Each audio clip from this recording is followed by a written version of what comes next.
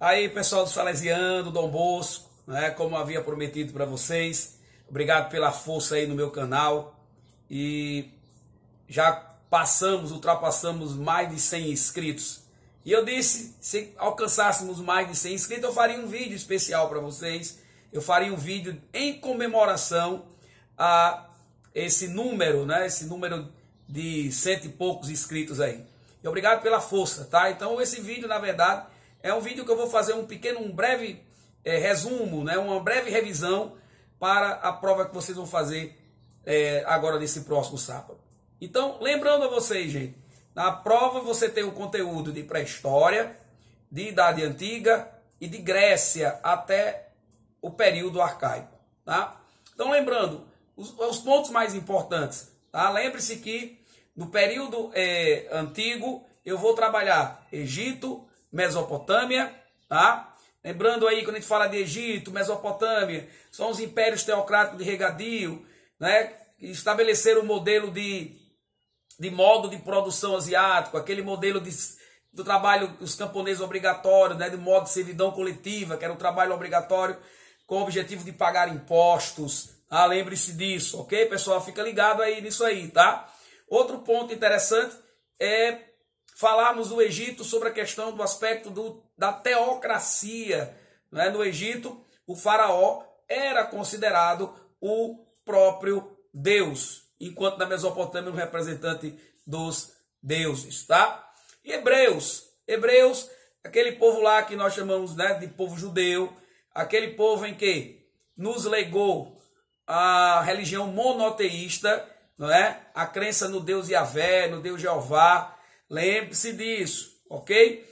As 3 fases do povo judeu: patriarcado, juizado e monarquia, tá? Cujo pai, o primeiro patriarca, era o patriarca Abraão, né? Que eles viviam numa organização tribal, ainda numa economia basicamente agrária, criação de pequenos rebanhos, tá? Lembre-se disso. Lembre-se desse processo. Aconteceu a escravização do povo hebreu no Egito e também a sua posterior fuga, né? Chamada de Êxodo, liderado por Moisés, que nesse processo também legou os chamados 10 mandamentos, o decálogo. Lembrando que, outro ponto interessante, já no período denominado de monarquia, cujas 12 tribos se uniram, você tem 3 reis que governaram com as tribos unidas: Saul, Davi e Salomão. Tá? Davi conquista os filisteus, estabelece a capital Jerusalém e traz um processo de paz e prosperidade para o reino. Seu filho Salomão faz as grandes construções, incluindo o templo. Só que após a morte de Salomão, o reino se divide em 2. Reino do norte, chamado Reino de Israel, com 10 tribos, cuja capital era Samaria, e Reino do sul, chamado Reino de Judá, com 2 tribos, cuja capital era Jerusalém. Reino dividido é reino enfraquecido. Esse evento ficou conhecido como cisma hebraico.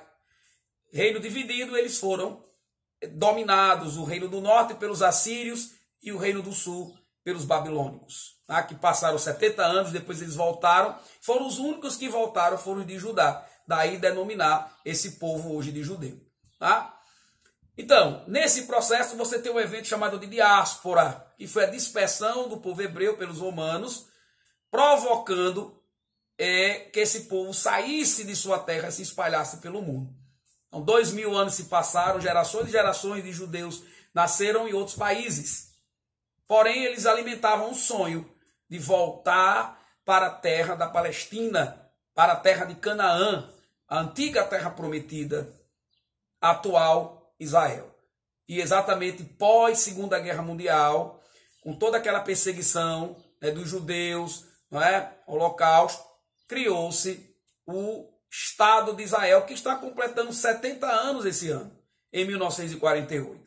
Os judeus voltam, não é? Começam a voltar em massa, mas começam os conflitos com os palestinos, povos de origem muçulmana, né, de origem árabe naquela região. Os conflitos atuais foram gerados por esse processo de criação do Estado de Israel, ok? Lembre-se disso. O maior legado dos hebreus, o monoteísmo, não é? Que é a base das 3 grandes religiões monoteístas do mundo, que é cristianismo, judaísmo e islamismo. Tá? Para terminar, lembre-se, democracia ateniense, direta, tá? Democracia escravista e excludente. Não esqueça isso. Quem era considerado cidadãos em Atenas após a reforma de Clístenes, o pai da democracia, homens acima de 18 anos, nascido em Atenas e filho de pai e mãe ateniense. Mulheres, metecos ou estrangeiros e escravos não eram considerados cidadãos. Ok? Lembrando de Esparta. Esparta, enquanto Atenas era uma democracia, Esparta era uma oligarquia, o governo de poucos.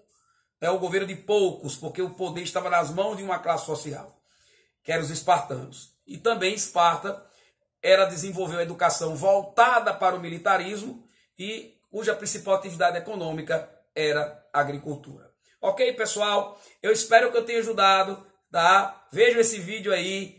Valeu, muito obrigado e um abraço aí, em especial para a galera do Salesiano Dom Bosco. Um beijão a todos. Tchau.